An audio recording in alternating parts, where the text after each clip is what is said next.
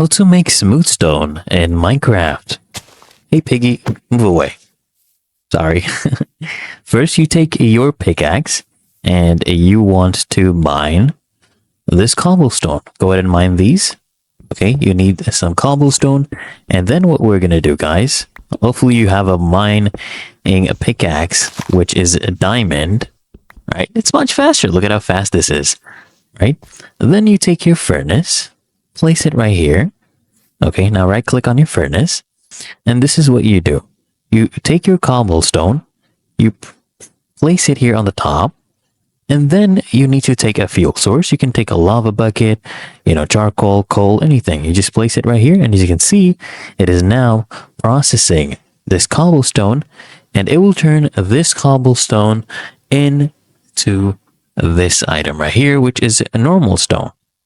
But it's still not smooth stone. So what we need to do is take this stone.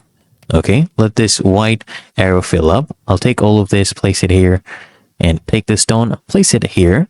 Now we are processing this stone into smooth stone with the same fuel source. So we just have to wait for a few more seconds and we'll have our stones into smooth stones. And it's that easy and simple. There you go, guys. I hope this helped.